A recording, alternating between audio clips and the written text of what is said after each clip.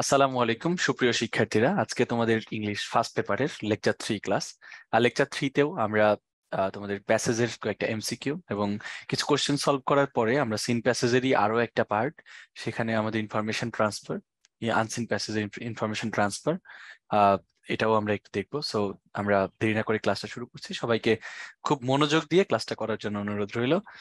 So seen passage আর unseen passage 5 number আর 6 number item, যেটা আমাদের 6 number থাকে হচ্ছে সামারাইজ রাইটিং, আর 5 নাম্বারে থাকে ইনফরমেশন ট্রান্সফার। সো আমরা তাহলে শুরু করে দিচ্ছি ক্লাসটা। দেখো, সিন প্যাসেজ 1 যেটা ছিল সেটা হচ্ছে আহ এই প্রশ্নটা পড়ার পরে তোমরা কোশ্চেন নাম্বার 1 আর কোশ্চেন নাম্বার 2 সলভ করবে। সো ইট ওয়াজ অটাম, মানে হচ্ছে শরৎ ছিল এটা, and August 26, 1910, অর্থাৎ হচ্ছে তোমার 1910 সালের 26শে অগাস্ট ছিল। And a little girl was born to an Albanian descent, মানে হচ্ছে একটা ছোট্ট মেয়ে জন্মগ্রহণ করেছিল আলবেনিয়া নামে একটা জায়গা, যেটা আলবেনিয়ার একটা বংশে জন্মগ্রহণ করেছিল। আলবেনিয়ান ডিসেন্ট মানে হচ্ছে আলবেনিয়ান বংশ, এই বংশে জন্মগ্রহণ করেছিলেন। রিচ ক্যাথলিক মার্চেন্টস ফ্যামিলি, যেটা ছিল হচ্ছে তোমার খ্রিস্টান ক্যাথলিক ধর্ম যাদের আছে। খ্রিস্টানের দুইটা ধর্ম আছে, একটা ক্যাথলিক আর একটা নাম এই মুহূর্তে আমার মনে নেই, তবে ক্যাথলিক একটা খ্রিস্টান ধর্মের দুইটা প্রধান ক্যাটাগরির একটা হচ্ছে ক্যাথলিক। তো এই খ্রিস্টান ধর্মের মার্চেন্টস মানে হচ্ছে বণিক, মার্চেন্টস মানে হচ্ছে একটা বণিক পরিবারে জন্মগ্রহণ করে। বণিক মানে তোমরা জানো যারা ব্যবসা বাণিজ্য করে তাদেরকে বলা হয়। ইন এ স্মল টাউন, ছোট্ট একটা শহরে জন্মগ্রহণ করেছিলেন, কল স্কোপজি, যেটা নাম ছিল হচ্ছে স্কোপজি, মেসিডোনিয়াতে। তৎকালীন মেসিডোনিয়াতে তিনি জন্মগ্রহণ করেছিলেন। একটা ছোট্ট মেয়ে আলবেনিয়ান একটা বংশে, যারা ছিল হচ্ছে বণিক সম্প্রদায়।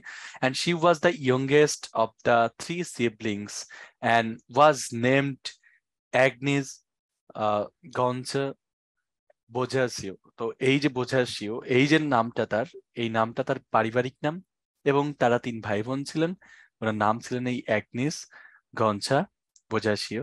হু had know that is tiny, who had known that is tiny, যে জেনেছিল যেটা খুবই ক্ষুদ্র, little girl would be one day.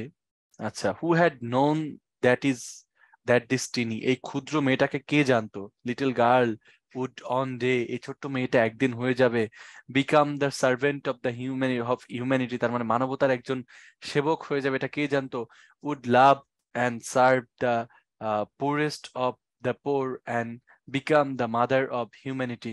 অর্থাৎ কে জানতো যে সে এতটা ভালোবাসবে, এতটা সেবা করবে, গরিবের চেয়েও গরিব যারা মানুষ আছে তাদেরকে, and become the mother of humanity, এবং মানবতার মা হয়ে যাবে, এটা কে জানতো? Yes, we are talking about nun, আমরা আর কারো সম্পর্কে বলছি না, other than Mother Teresa, Mother Teresa ছাড়া আর কারো কথা আমরা বলছি না। এট দ্য এজ অফ 12, মাত্র 12 বছর বয়সে she heard a voice from within her that, তা 12 বছর বয়সে সে তার নিজের মধ্যে একটা শব্দ, একটা কোলাহল সে শুনতে পাচ্ছিল, that urged her to spread love of Christ, অর্থাৎ দ্যাট আর্জড হার, যেটা তাকে তাড়না দিয়েছিল, to spread the love of Christ, অর্থাৎ খ্রিস্টান ধর্মের যে ভালোবাসা এটা ছড়িয়ে দেওয়ার যে তাকিদ, এটা তার মধ্যে সে শুনতে পেত মাত্র 12 বছর বয়সে। সে ডিসাইডেড দ্যাট, সে সিদ্ধান্ত নিয়েছিল যে she would be a missionary, অর্থাৎ সে সিদ্ধান্ত নিয়েছিল সে একজন মিশনারি হবে। এট দ্য এজ অফ 18, অর্থাৎ 18 বছর বয়সে, C left her parental home, অর্থাৎ তার বাবা মার বাড়ি ছেড়ে যায় সে মাত্র 18 বছর বয়সে। She then joined an Irish community of nuns called the Sisters of Loreto, অর্থাৎ দ্য সিস্টার্স অফ লরেটো নামে একটা নান সম্প্রদায়ের মধ্যে, খ্রিস্টান নান সম্প্রদায়ের মধ্যে যারা ছিল আইরিশ, তিনি সেখানে যোগদান করেন, এবং which had missions in India, যাদের মিশন ছিল হচ্ছে ইন্ডিয়াতে। ওকে, আফটার এ ফিউ মান্থস, মানে হচ্ছে কয়েক মাস পরে, অফ ট্রেনিং এর কয়েক মাস পরে, at the institute of the Blessed Virgin Mary in Dublin, অর্থাৎ ডাবলিনের ব্লেসড ভার্জিন ম্যারি নামে একটা ইনস্টিটিউট ছিল। এই ইনস্টিটিউটের কয়েক মাস ট্রেনিং নেওয়ার পরে মাদার তেরেসা কেম টু ইন্ডিয়াতে এসেছিল অন May 24, 1931, অর্থাৎ 24শে মে 1931 সালে, and she took her initial ভোজ অ্যাজ এ নান। অর্থাৎ তিনি তার যে ইনিশিয়াল ভোজ বা ইনিশিয়াল মানত, আমরা যেটাকে বলে থাকি প্রতিশ্রুতি, ইসলাম ধর্মে আমরা যেটাকে নিয়ত করে থাকি বলে থাকি, তো সে নিয়ত করেছিল সে কি করার, ইনিশিয়াল টুক হার ইনিশিয়াল ভোজ, মানে তার প্রথম যে নিয়তটা ছিল এটা অ্যাজ এ নান, একটা নান হিসাবে। ফ্রম 1931 টু 1948, 1931 থেকে 1948 সাল পর্যন্ত Mother Teresa taught geography and theology at Saint Mary's high school in Kolkata. Then ওই সময় বানানটা ছিল, কলকাতা বানানটা ছিল এরকম, CALCUTT, কলকাতা বানানটা ওই সময় ক্যালকাটা এরকম ছিল। সো তেরেসা টট মানে হচ্ছে তেরেসা শিখিয়েছিল, জিওগ্রাফি মানে ভূগোল সম্পর্কে সবাইকে শিখিয়েছিল, এবং থিওলজি মানে হচ্ছে ধর্মতত্ত্ব, মানে তোমার খ্রিস্টান ধর্মের যে তত্ত্ব আছে, অন্যান্য ধর্মের যে তত্ত্বগুলো আছে, তিনি এই ধর্মতত্ত্ব নিয়ে কাজ করেছিলেন, এবং জিওগ্রাফি বা ভূগোল নিয়ে কাজ করেছিলেন। উনি এই শেখাইতেন। এটা কোন স্কুলে? সেন্ট ম্যারিজ হাই স্কুলে ইন কলকাতার এই স্কুলটা তিনি শেখাতেন। হাউএভার, যাই হোক, the prevailing poverty in Kolkata, মানে হচ্ছে কলকাতায় যে দারিদ্রতা, had a deep impact on Mother Teresa's mind, Mother তেরেসার মনে একটা গভীর দাগ কেটে দেয় বা গভীর প্রভাব ফেলে। অ্যান্ড ইন 1948, এবং 1948 সালে she received permission from her superiors to leave the convent and devote herself to work among the poorest of the poor and in the slums of Kolkata. কলকাতার যে বস্তিগুলা রয়েছে, এই বস্তিতে দরিদ্রের চেয়েও দরিদ্র যে মানুষগুলা রয়েছে, সেই মানুষগুলার জন্য কাজ করার জন্য তিনি তার সুপেরিয়র্সদের কাছ থেকে তিনি কি করেছিলেন? পারমিশন নিয়েছিলেন। ওকে, এন্ড আমরা এখন কিছু এমসিকিউ সলভ করব, খুব মনোযোগ দিয়ে ভাইয়া এবং আপুরা। দেখো, mother Teresa was born in a dash merchants family. তিনি একটা প্রোটেস্টান্ট না, মুসলিম না, ক্যাথলিক মার্চেন্টস ফ্যামিলি, রাইট? খ্রিস্টান ক্যাথলিক ধর্ম আছে যারা আছে তাদের ওই ফ্যামিলিতে তিনি জন্মগ্রহণ করেছিলেন। She was the servant of government, humanity, leaders, না, তাহলে তিনি কি ছিলেন? হিউম্যানিটি, মানবতার সেবক ছিলেন, তাই না? শি ডিসাইডেড টু বি তিনি কি মিশনারি, তিনি মিশনারি হওয়ার সিদ্ধান্ত নিয়েছিলেন। তারপর হচ্ছে she left her parental home when she was 18, তাই না? তার বয়স যখন মাত্র 18 বছর ছিল তখন। Mother Teresa was the youngest of the dash, তার টোটাল সিবলিংস ছিল 3, 3টা সিবলিংস এর মধ্যে তিনি সবচেয়ে ছোট ছিলেন। The prevailing poverty of Kolkata had a profound impact on her, কলকাতার, তাই না? কলকাতার যেই দারিদ্রতা ছিল সেটাই তার মনে দাগ কেটে দিয়েছিল। দ্য ওয়ার্ড স্প্রিড মিনস, স্প্রিড স্প্রিড মানে হচ্ছে ছড়িয়ে পড়া, লেসন মানে কমা, এক্সপান্ড মানে ছড়িয়ে পড়া, এক্সপোজও হবে না, তাহলে হবে কি? এক্সপান্ড। ওকে, মানে বৃদ্ধি হওয়া বা ছড়িয়ে পড়া। দ্য ওয়ার্ড নেমড মিনস হচ্ছে ব্যাপটাইজড, ডিনোমিনেটেড, নাকি ক্রাইস্টেন, নাকি হচ্ছে এন্টাইটেলড। এইখানে দ্য ওয়ার্ড নেমড বলতে অ্যাকচুয়ালি কি বুঝাইছে, এটা আমরা ওই নেমড মানে তো আমরা জানি নর্মালি হচ্ছে আহ আহ, আমরা কারো নামে পরিচিত হওয়া। তো ব্যাপটাইজড মানে হচ্ছে তোমার খ্রিস্ট ধর্মের যারা যারা খ্রিস্টান ধর্ম শেখে বা দীক্ষিত হয় তাদেরকে বলা হয়।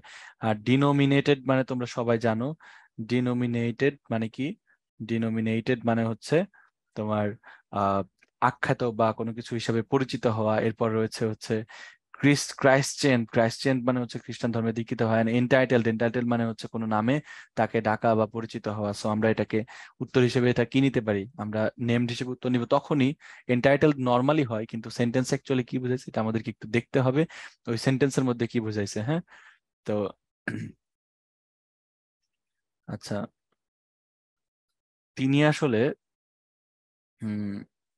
প্রখ্যাতই হয়েছিলেন, তাই না? নেমড, কারণ তাকে তো মাদার তেরেসা নাম দেওয়া হয়েছিল, তার নাম তো মাদার তেরেসা ছিল না, কিন্তু তিনি আসলে ডিনোমিনেটেড মানে হচ্ছে তাকে কি করা হয়েছিল? এই নামে প্রখ্যাত করা হয়েছিল। The word missionary means, missionary বলতে কি বোঝায়? কনভার্টার। তারা কি মিশনারি, যারা তারা কি এক ধর্ম থেকে মানুষকে আরেক ধর্মে কনভার্ট করে? না, এটা কখনোই করে না। তাহলে কি করে থাকে?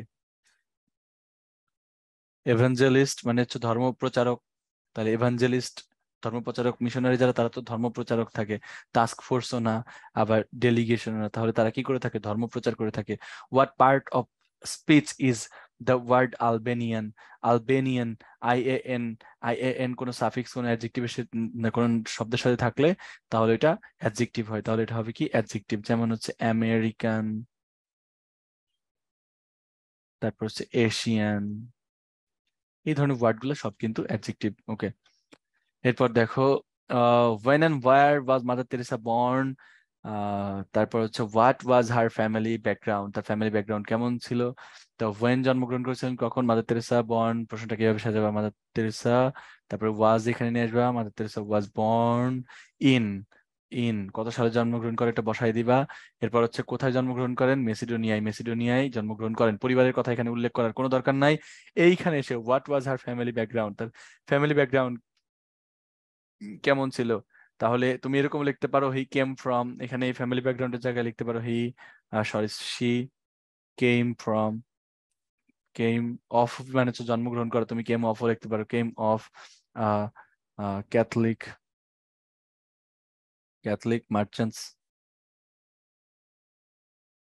Merchants, family,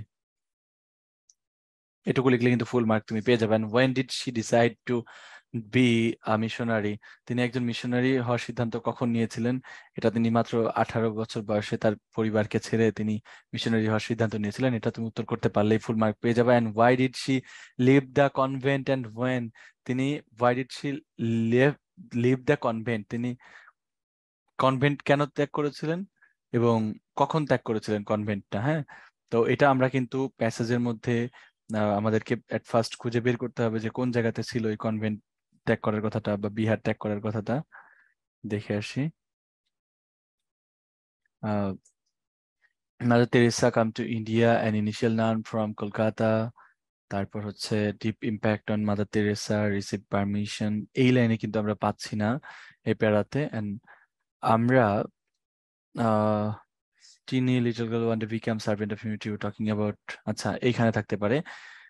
heard voice of within her parental home, she joined community nuns mission India। আচ্ছা, এখানে আমরা দেখতে পাচ্ছি যে she decided to would missionary at the age of 18, she left her parental home, she then joined Irish community of nuns called Sisters Loreto, which had missions in India, training institute Blessed Virgin Dublin. Teresa came to India.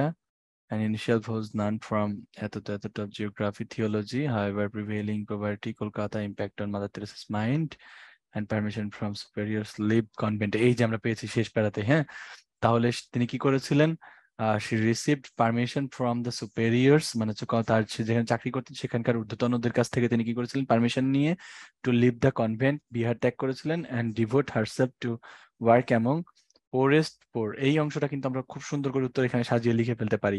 এই অ্যান্সারটা আমরা এখন এখানে provide করে দিতে হলে why did she leave the convent and when, তাহলে আমরা why did এর এখানে না লিখে আমরা whenটার উত্তর দিতে পারি খুব সহজে।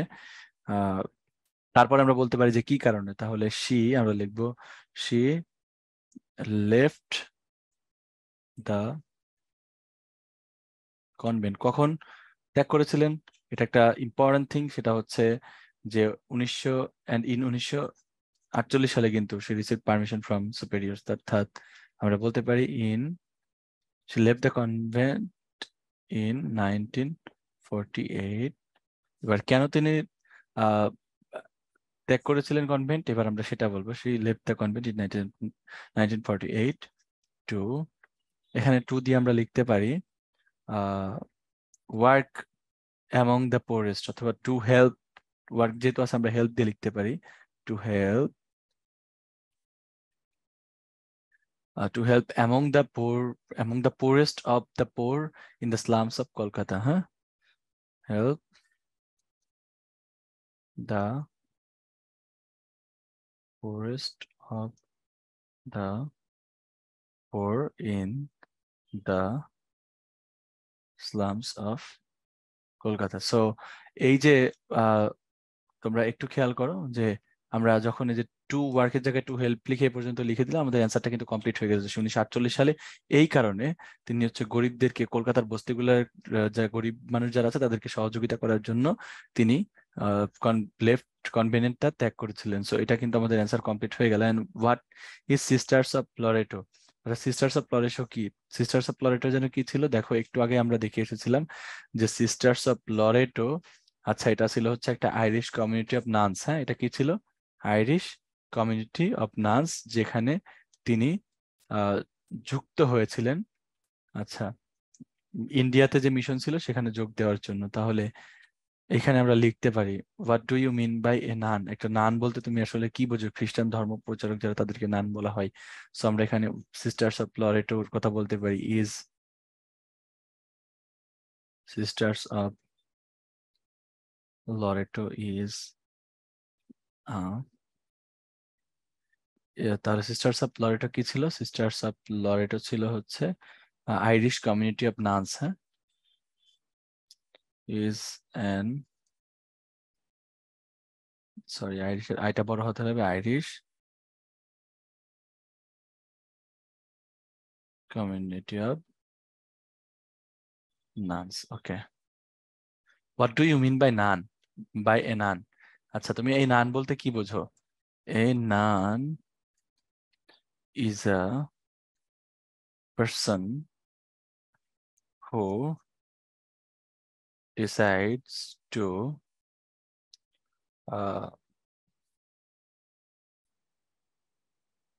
spread the spirituality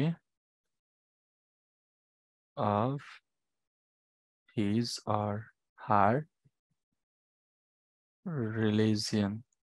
অর্থাৎ একজন নান হলো এমন একজন ব্যক্তি যিনি সিদ্ধান্ত নেন তার ধর্মের যে স্পিরিচুয়ালিটি বা যে ধর্মের যে বিশ্বাস, সেটা মানুষের মধ্যে ছড়িয়ে দেওয়ার জন্য। ওকে, তারপর হচ্ছে when did mother Teresa come to India? Mother Teresa কখন ইন্ডিয়াতে এসেছিলেন? এটা তোমরা জানো, এটা প্যাসেজের মধ্যে খুব স্পষ্ট করে দেওয়া আছে যে মাদার তেরেসা কখন এসেছিলেন ইন্ডিয়াতে। এই দেখো, আহ কেম টু ইন্ডিয়া, দেখছো, আফটার ফিউ মান্থস,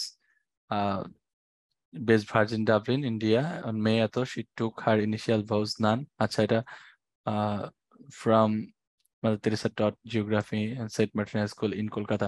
অর্থাৎ 1931 সালে তিনি এসেছিলেন, কিন্তু 1931 সালের 24শে মে এটা আসার পরে তিনি হচ্ছে 1931 থেকে এরকম 48 সাল পর্যন্ত উনি হচ্ছে জিওগ্রাফি আর থিওলজি পড়াইতেন কলকাতায়, এই যে সেন্ট ম্যারিজ হাই স্কুলে। উনি 31 সালে এসেছিলেন, এটাই কিন্তু হবে উত্তর।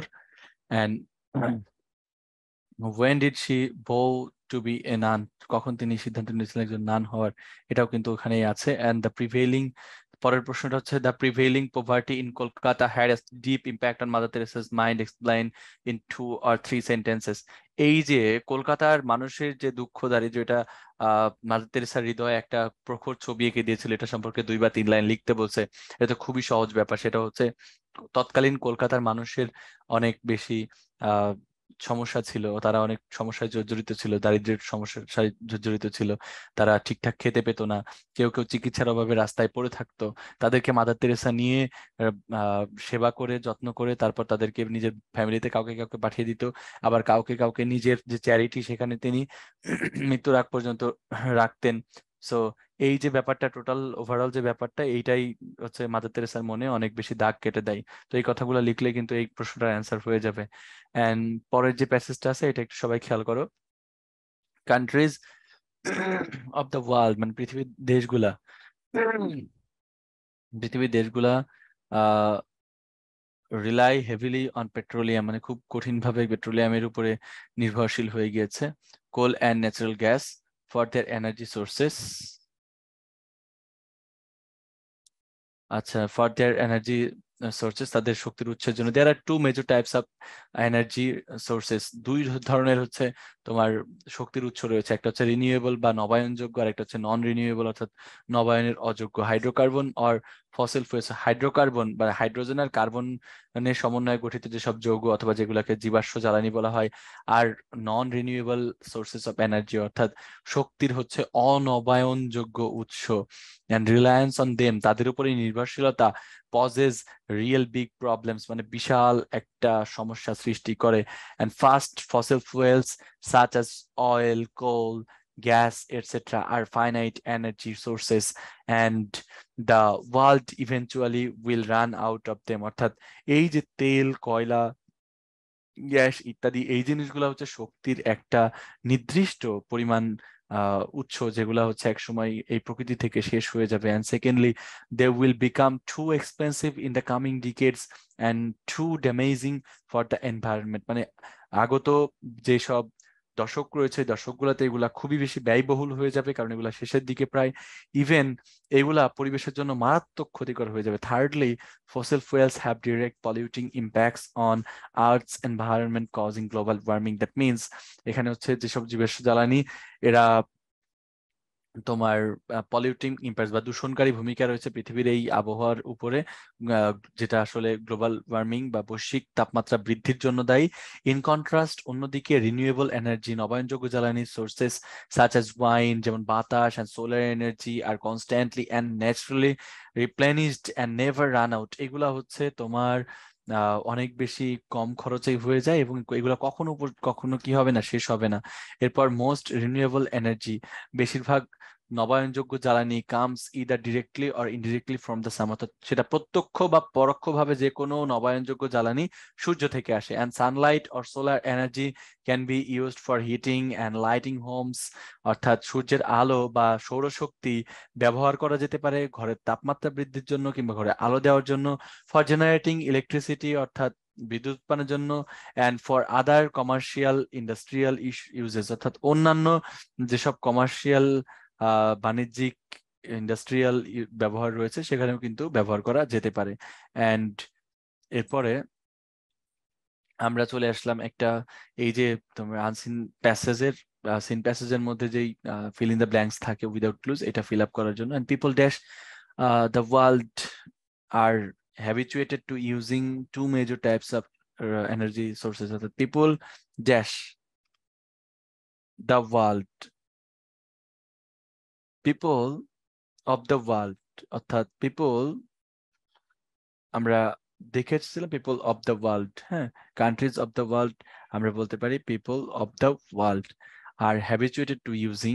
এরপরে হচ্ছে they are dash as renewable, non renewable, there are dash as renewable and non renewable, there R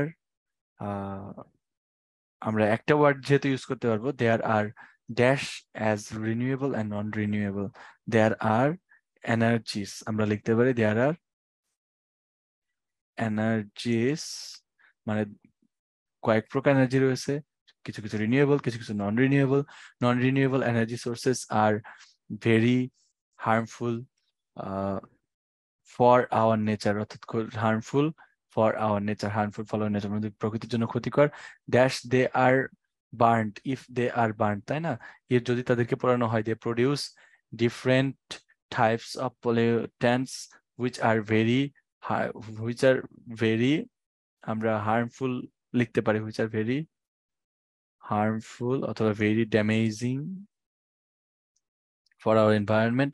These kinds of energy sources are non-renewable. Okay. এরপর হচ্ছে with the passage of time they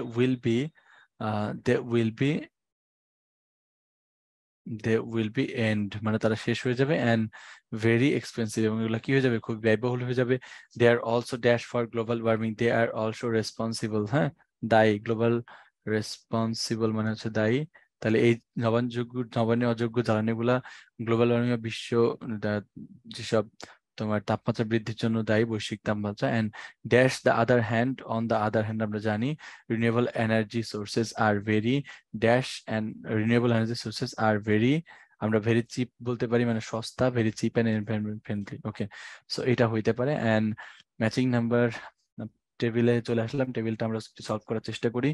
column এ তে দেখে আসি কি আছে, B তে and see তে কি আছে। প্রথমটা আছে to generate electricity people of the world, অর্থাৎ পৃথিবীর এই মানুষ তা বিদ্যুৎ উৎপাদন করতে,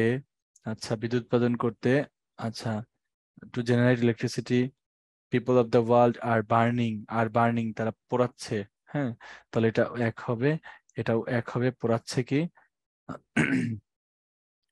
কি এ লট অফ অয়েল, তাই না, a lot of oil coal and gas everyday, তার মানে প্রতিদিন প্রচুর পরিমাণে তেল, কয়লা এবং গ্যাস পোড়াচ্ছে। তারপর হচ্ছে ওয়ান ডে দিস রিসোর্সেস, একদিন এই রিসোর্সেস গুলা will be, number 3, number 2 will be কি, will be finished or run out, তার মানে এগুলা কি হয়ে যাবে, একদিন এগুলা শেষ হয়ে যাবে। ওকে, বাট ওয়াইন্ড অ্যান্ড সানলাইট, মানে অর্থাৎ তোমার বাতাস এবং সূর্যের আলো আর আমরা বলতে পারি হচ্ছে আর আনলিমিটেড অ্যারাউন্ড দ্য ওয়ার্ল্ড, অর্থাৎ এই পৃথিবীতে এগুলা কি আনলিমিটেড। তো for the betterment of us, মানে আমাদের ভালোর জন্য, উই শুড ইউজ, আমাদের উচিত ব্যবহার করা, উই শুড ইউজ মানে আমাদের উচিত ব্যবহার করা solar energy as an alternative source, তো সোলার এনার্জি ব্যবহার করা উচিত।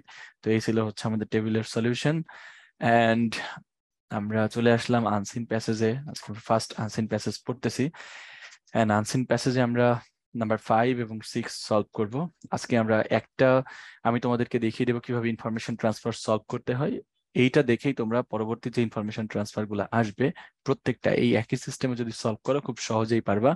দেখো, Neil Armstrong commanded the Gemini 8 mission and became the first human to walk on the moon as the commander of Apollo 11. That means হচ্ছে Neil Armstrong নামে যে ব্যক্তি ছিলেন উনি কমান্ড করেছিলেন দ্য গেমিনি মিশন, অ্যান্ড এই গেমিনি 8 নামে যে মিশন তিনি কমান্ড করেছিলেন বা চালু করেছিলেন, and became the first human, তিনি প্রথম মানুষ হিসেবে চাঁদের উপর হেঁটেছিলেন as a commander of Apollo 11, অর্থাৎ অ্যাপোলো 11 নামে যে রকেটটা ছিল ওই রকেটের কমান্ডার হিসেবে তিনি প্রথম হেঁটেছিলেন।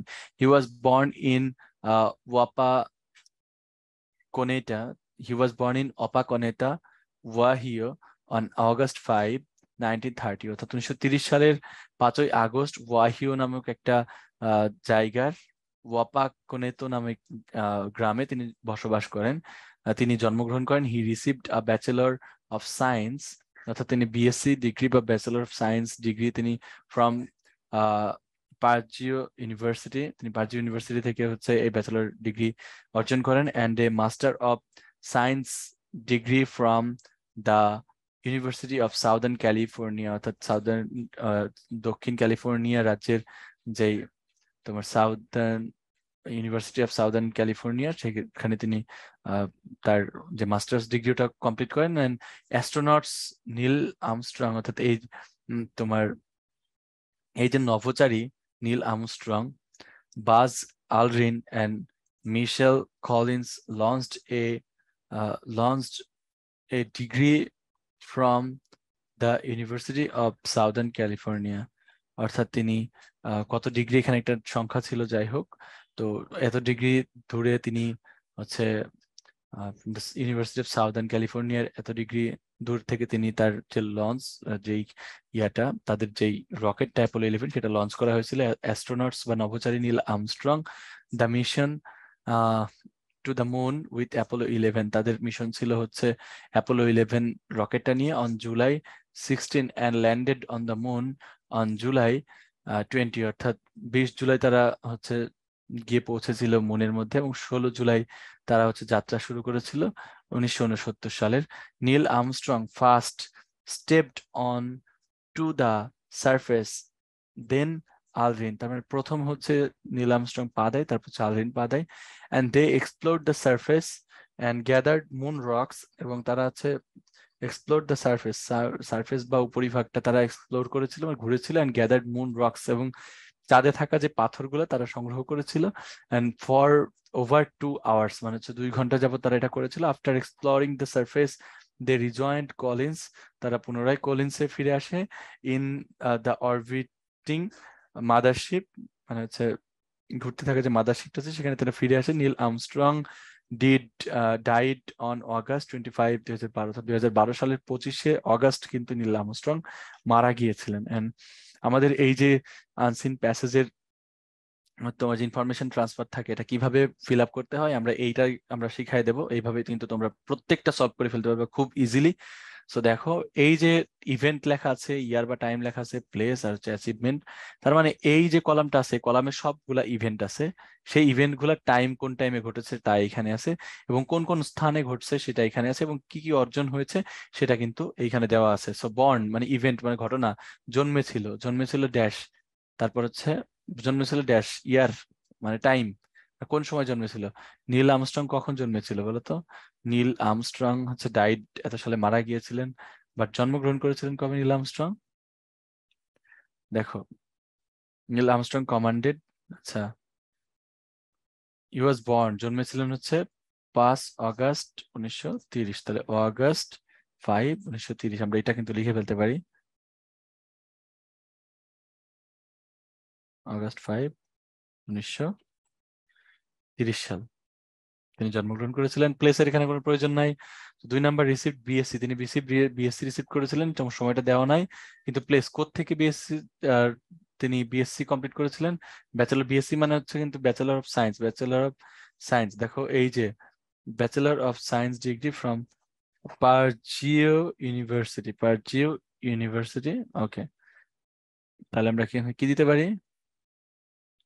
পার্জিও ইউনিভার্সিটি। তারপরে দেখো লেফট ফর দ্য মুন, মানে হচ্ছে চাঁদ ছেড়ে গিয়েছিল, ইয়ার বা time. Left for the moon, চাঁদের উদ্দেশ্যে ছেড়ে গিয়েছিল কত সালে? 1969 সালে, 20 জুলাই ফিরে আসছিল। আর 11 জুলাই হচ্ছে তারা, সরি 16 জুলাই যাত্রা শুরু করেছিল। দ্যাট মিনস আমাদের হচ্ছে 1969 সালে, হ্যাঁ, চাঁদের উদ্দেশ্যে ছেড়ে গিয়েছিল 16 জুলাই, 16 জুলাই 1969 সালে। এটা আমাদের উত্তর হবে হচ্ছে 16 জুলাই 1969। আচ্ছা, 1969 সালের একটা ঘটনা, অ্যাচিভমেন্ট, তারা কি করেছিল 20 জুলাই 1969, 20 জুলাই 1969 তারা হচ্ছে ল্যান্ডেড অন দা মুন। তারা হচ্ছে কি করেছিল, অ্যাচিভমেন্ট তাদের হচ্ছে ল্যান্ডেড অন দা মুন, মানে চাঁদে অবতীর্ণ হয়েছিল। অ্যান্ড ডাইড, মারা গিয়েছিল কত সালে? মারা গিয়েছিল 25 আগস্ট 2012, 25 আগস্ট 2012, ওকে। And বলছে write a summary of the above passage in your own words. এখানে বলা হয়েছে তোমার নিজের ভাষায় তুমি এই প্যাসেজটার সামারি লেখো। সো নিজের ভাষায় যদি তুমি সামারি লিখতে যাও তাহলে কিন্তু অবশ্যই তোমার কখনোই এই যে টোটাল প্যাসেজটা আছে এখান থেকে 2-1 লাইন বেছে বেছে তুলে দিলে কিন্তু হবে না। আর সামারি লেখার আহ, একটা নিয়ম হচ্ছে যে তুমি লাইন বাই লাইন সামারিকে এক্সপ্লেইন করতে পারবে যদি সেটা কবিতা হয় কিংবা গল্প হয়, কিন্তু শুরুতে তোমাকে বেসিক যে কনসেপ্ট, মানে পুরো প্যাসেজটা বা পুরো কবিতাটা তোমার কি বোঝাচ্ছে, কি ইন্ডিকেট করছে, ওই জিনিসটা শুরুতে তুমি বলে নিয়ে তারপর লাইন বাই লাইন আস্তে আস্তে এক্সপ্লেইন করলে কিন্তু আমাদের হয়ে যায় একটা সুন্দর সামারি। সো আমরা শুরুতেই আমরা লিখবো এরকম একটা সেন্টেন্স যা দ্বারা যেই কথাটা পুরো একটা গল্পকে বা পুরো একটা প্যাসেজকে রিপ্রেজেন্ট করছে। এই যে প্যাসেজটা আমরা পড়লাম নীল আর্মস্ট্রং সম্পর্কে, এখানে অ্যাকচুয়ালি কি বলা হয়েছে? এখানে বলা হয়েছে হচ্ছে নীল আর্মস্ট্রং একজন পৃথিবীর প্রথম মানব হিসেবে, নীল আর্মস্ট্রং তার আহ, যে বহুদিনের সাধনা, এই বহুদিনের সাধনার মাধ্যমে তিনি প্রথম মানব হিসেবে চাঁদে অবতীর্ণ হওয়ার একটা অর্জন, চাঁদে অবতীর্ণ হওয়ার সুযোগ তিনি অর্জন করেছিলেন। তো এইটা কিন্তু আমরা প্রথম লাইনে লিখতে পারি, দ্য প্যাসেজ ইজ অ্যাবাউট, এভাবে লিখতে পারি, the passage is about a legendary human named, যার নাম ছিল নীল এ আর্মস্ট্রং। স্পেলিংটা খুবই সাবধান, ARMS স্ট্রং, হ্যাঁ, মনে রাখতে হবে, আর্মস স্ট্রং। তো নীল আর্মস্ট্রং, নিম আর্মস্ট্রং, তার মানে হচ্ছে the passage is about a legendary human named Neil Armstrong. এবার বলতে পারি হু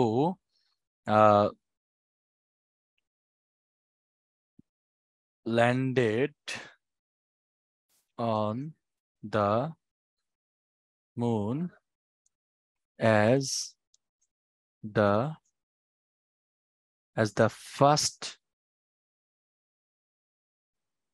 হিউম্যান বিং।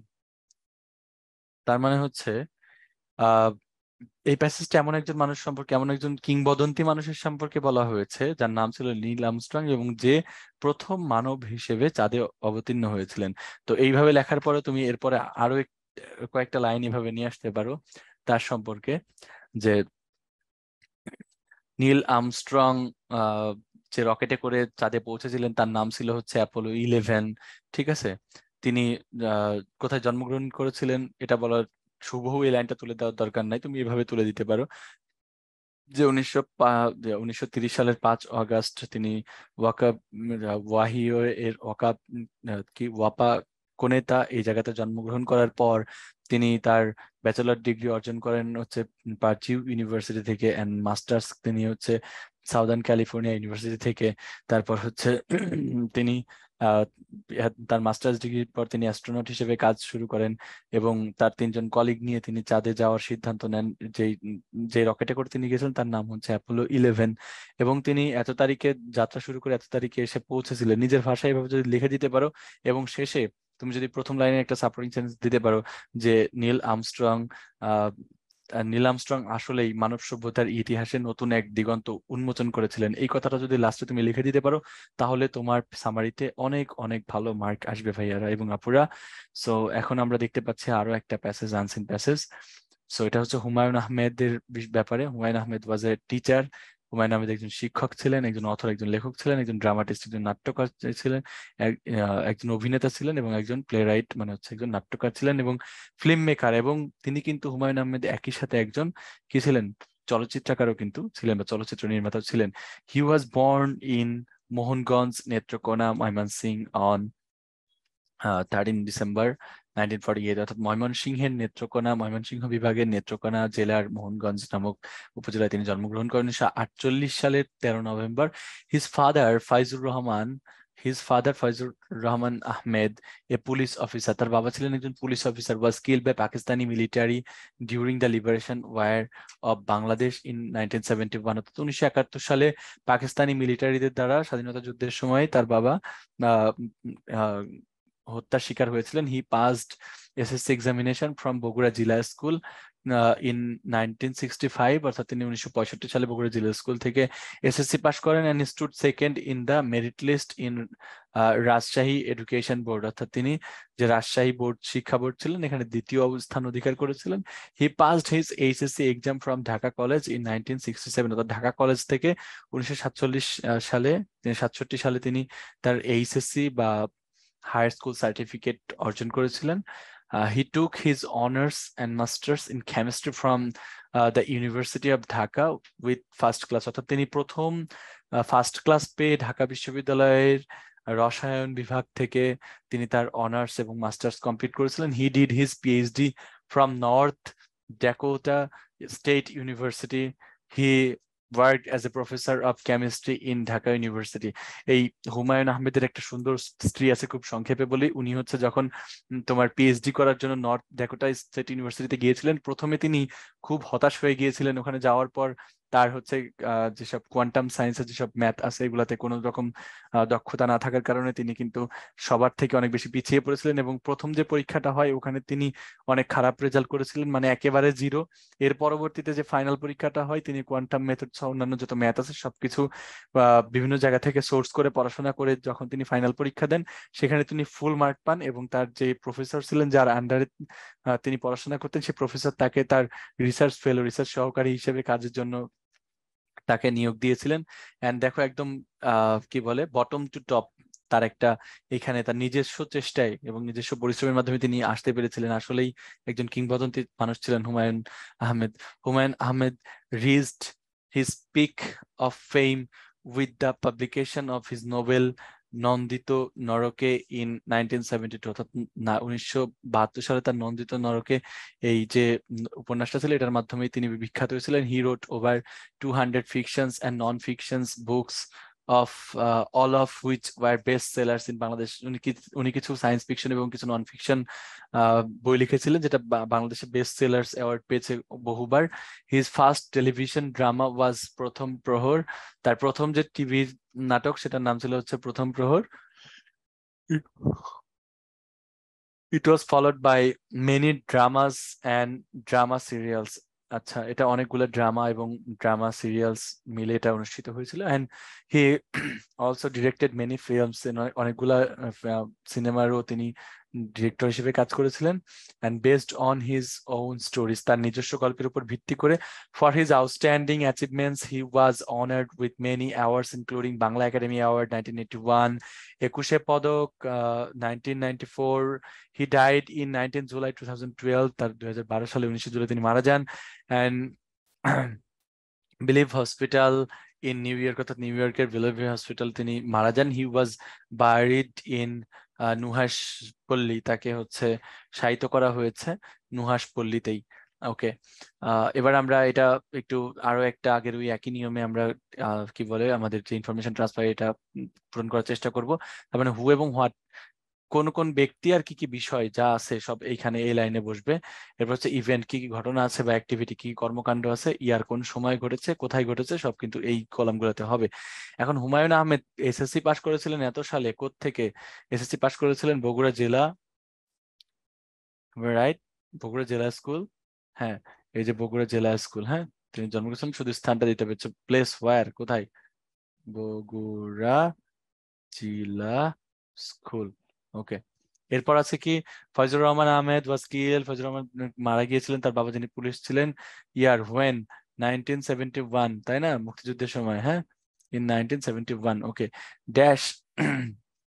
আচ্ছা, নন্দিত নরকে ইভেন্ট বা অ্যাক্টিভিটি, নন্দিত নরকে কি হয়েছিল 1972 সালে, নন্দিত নরকে 1972 সালে কি হয়েছিল আমরা দেখতে পাচ্ছি 1972 সালে with the publication of his first, তার মানে পাবলিশড হয়েছিল। হ্যাঁ, আমরা এটাকে পাবলিকেশনের জায়গায়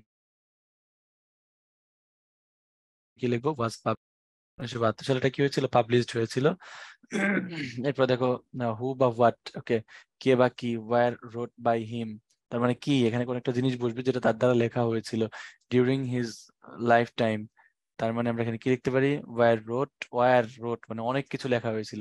এখানে আমরা কি লিখতে পারি, আমরা লিখতে পারি হচ্ছে প্লেস, তারপর হচ্ছে স্টোরিজ, ড্রামাস, এরকম যা যা ছিল তার কর্ম সবগুলাই ওয়ার এটসেট্রা, ওয়ার, হ্যাঁ etcetera war road by him. Okay, তারপর হচ্ছে হি ডাইড, সে মারা গিয়েছিল এত জুলাই, কোথায় মারা গিয়েছিল, মারা গিয়েছিল হচ্ছে এই যে Bellevue University, Bellevue hospital in New York, so বেলেভু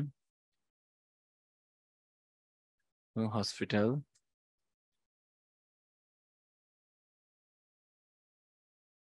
in New York. Okay, তো এই ছিল ইনফরমেশন ট্রান্সফার। আর প্যাসেজটা লেখার নিয়ম তোমাদেরকে বলেছি, টোটাল প্যাসেজটা কি সম্পর্কে বলেছে শুরুতে বলে, তারপর স্টেপ বাই স্টেপ তুমি যদি এক্সপ্লেইন করো হয়ে যাবে। এন্ড এরপর হচ্ছে আলেসান্দ্রা ভলতা, এটা তোমরা পারবে খুব ইজিলি। আলেসান্দ্রা ভলতা আমি তারপরেও একটু তোমাদেরকে সলভ করে দিচ্ছি। Alessandro Volta was a famous Italian physicist. Physicist মানে তোমরা জানো, আচ্ছা, ফিজিসিস্ট হচ্ছে একজন পদার্থবিজ্ঞানী, আর ফিজিশিয়ান যিনি হচ্ছে ফিজিশিয়ান উনি হচ্ছে ডক্টর, মনে রাখবা। আর ফিজিসিস্ট উনি হচ্ছেন একজন পদার্থবিদ, হ্যাঁ উনি একজন পদার্থবিদ, সবাই মনে রাখবো। So he is well known for the invention of first battery in 1980, অর্থাৎ তিনি যে প্রথম 1800 শতাব্দী তিনি যে ব্যাটারি আবিষ্কার করেছিলেন এটার জন্য তিনি বিখ্যাত। And he was born in কমো, ইটালি অন ফেব্রুয়ারি 1845, 1945 সালে তিনি জন্মগ্রহণ করেছিলেন ফেব্রুয়ারি মাসে ইতালির কমো শহরে। And in 1774 he became a professor of physics at the Royal School in Como royal স্কুলে তিনি একজন পদার্থবিজ্ঞানের প্রফেসর হিসেবে বা অধ্যাপক হিসেবে তিনি নিযুক্ত হয়েছিলেন। ভলতা studied the chemistry of gases from 1776 to 1778, অর্থাৎ তিনি গ্যাস নিয়ে পড়াশোনা করেছিলেন বা গবেষণা করেছিলেন 1776 সাল থেকে 1778 সাল পর্যন্ত। In November 1777 he discovered methane in a lake, methane gas তিনি আবিষ্কার করেছিলেন একটা লেকের মধ্যে 1777 সালে। 1779 সালে he became a professor of experimental physics at the University of Pavia, অর্থাৎ পাভিয়া ইউনিভার্সিটিতে তিনি এক্সপেরিমেন্টাল ফিজিক্স বা হচ্ছে কি বলে এক্সপেরিমেন্টালকে আমরা বলতে পারি ফলিত কিংবা হচ্ছে কি বলে প্রায়োগিক যে পদার্থবিজ্ঞান, এটার একটা প্রফেসর হিসাবে তিনি নিযুক্ত হয়েছিলেন 1779 সালে এক্সপেরিমেন্টাল ফিজিক্সের। ওকে, পাভিয়া ইউনিভার্সিটিতে। তারপর হচ্ছে 1794 সালে Volta married and aristocratic lady, একজন সম্ভ্রান্ত নারীকে তিনি বিয়ে করেন। In honour of his work, তার কাজের সম্মাননায়, he was made a count by Napoleon Bonaparte in 1801, অর্থাৎ 1801 সালে নেপোলিয়ন বোনাপার্ট তাকে সম্মানিত করেছিলেন 1782 সালে। হি travel to France and Germany, তিনি ফ্রান্স এন্ড জার্মানি ভ্রমণ করেছিলেন। 1815 সালে he the emperor of Austria made him the director of philosophical faculty of Padua, অর্থাৎ পাদুয়া ইউনিভার্সিটির যে ফ্যাকাল্টি, ফিলোসফিক্যাল ফ্যাকাল্টি ছিল, সেখানকার ডিরেক্টর হিসেবে তাকে নিযুক্ত করেছিলেন অস্ট্রিয়ার যিনি রাজা ছিলেন ওই সময় বা সম্রাট ছিলেন তখন। ইন 1819, অর্থাৎ 1819 সালে he retired and settled in his native town where he died in March 1827, অর্থাৎ 1827 সালে তিনি যেখানে মারা গিয়েছিলেন তাকে সেখানে he retired and settled in his native town, এবং তিনি সেখান থেকে অবসরপ্রাপ্ত হন এবং তার ওই নেটিভ শহরে তিনি কি করেন, বসবাস করতে শুরু করেন। এরপর হচ্ছে এইমস লাইফ স্পান, মানে হচ্ছে জীবন অতিক্রান্ত করেছিলেন। Introducing his invention to the readers, অর্থাৎ লাইফ স্পান, বর্ন ইন 1745 সালে তিনি জন্মগ্রহণ করেন অ্যান্ড ডাইড 1827 সালে। Okay, after dash years of his retirement, তার রিটায়ারমেন্টের কত বছর পরে তিনি মারা গিয়েছিলেন আমরা দেখে আসি। রিটায়ারমেন্ট আমরা কবে করছে, ডাইড হচ্ছে মার্চ 1827 সালে তিনি হচ্ছে ডাইড বা মারা যান, অ্যান্ড রিটায়ার্ড করেছিলেন 1819 সালে, রিটায়ার্ড হচ্ছে 1819 সালে। তাহলে আমরা এবার যদি 1827 মানে 27 থেকে 19 বাদ দেই, তাহলে 27 থেকে যদি আমরা 19 বাদ দেই, যত বছর হয় 8 বছর, তার মানে রিটায়ার্ডের কত বছর, 8 বছর পর। আফটার 8 আমরা লিখতে পারি EIGHT, 8 years of his retirement. Okay, এবার হু, ব্যক্তি অথবা কোনো একটা বিষয়, ইভেন্ট মানে ঘটনাগুলো এখানে ইয়ার অথবা টাইম, প্লেস অথবা কান্ট্রি এখানে, ওয়ার্কফিল্ড এখানে। সো আলেসান্ড্রো ভলতা প্রফেসর ছিলেন 1758 সালে, কোথায় বা কোন দেশের, তার 1774 সালে। 1774 সালে কোথায় হয়েছিলেন আমরা একটু দেখে আসি। 1774 সালে he became professor of physics at the royal school in কমো, তার মানে এখানে রয়্যাল স্কুল ইন কমো হবে। কোথায় প্রফেসর হয়েছিলেন? রয়্যাল স্কুল ইন কমো। ওকে, হি ডিসকভার্ড ড্যাশ,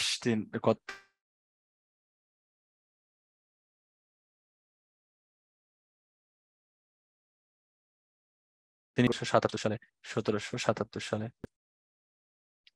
1777 সালে তিনি মিথেন গ্যাস আবিষ্কার করেন। হি জয়েন্ড অ্যাজ এ প্রফেসর, 1789 সালে তিনি কোথায় এক্সপেরিমেন্টাল ফিজিক্সের প্রফেসর নিযুক্ত হয়েছিলেন? হ্যাঁ, এক্সপেরিমেন্টাল ফিজিক্স ইউনিভার্সিটি পাভিয়া। হ্যাঁ, হি বিকেম 1979 সালে প্রফেসর হয়েছিলেন। হ্যাঁ, 1779 সালে জয়েন্ট অ্যাজ এ প্রফেসর।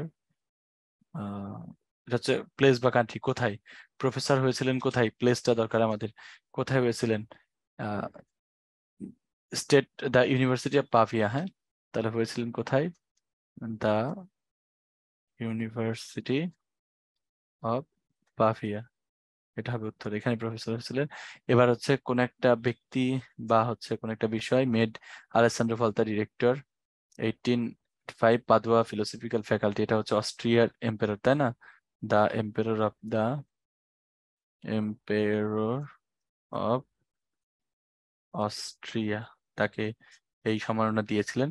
এই যে তোমাদের যে সামারিটা রয়েছে, আমি আগেই বলেছি যে সামারিটা কার সম্পর্কে বলেছে, তার সম্পর্কে একটা সুন্দর লিজেন্ডারি অথবা গ্রেট একজন মহামানব, এই ধরনের কথাবার্তা বলে যদি আমরা একটা সামারি শুরু করতে পারি, এবং সামারিটা ওভারঅল কি বিষয়ে বলা হয়েছে শুরুতে আমরা যদি বলে দিয়ে আস্তে আস্তে লাইন বাই লাইন যদি আমরা এক্সপ্লেইন করি, এবং একদম শেষে এসে যদি সামারিটা আবারও আমরা প্রথম লাইনের মতো করেই একটু শেষ করে দিতে পারি, তবে কিন্তু আমরা ভালো একটা মার্ক পাবো। আর কখনোই তোমরা হুবহু প্যাসেজ থেকে কোনো লাইন তোলার কোনো প্রয়োজন নেই, যে লাইনটা দেওয়া আছে ওই লাইনটা কি বোঝাচ্ছে এটা যদি তোমরা লিখতে পারো তাহলে কিন্তু ভালো একটা মার্ক পাবা। সো এইভাবেই তোমরা চাইলে একটা সামারি লিখতে পারো। আজকের মতো এই পর্যন্তই, এখানেই ছিল আমাদের লেকচার 3। আমরা আবারও তোমাদের সাথে দেখা হবে লেকচার 4 নিয়ে। সেই পর্যন্ত সবাই ভালো থাকবে, সুস্থ থাকবে। আসসালামু আলাইকুম।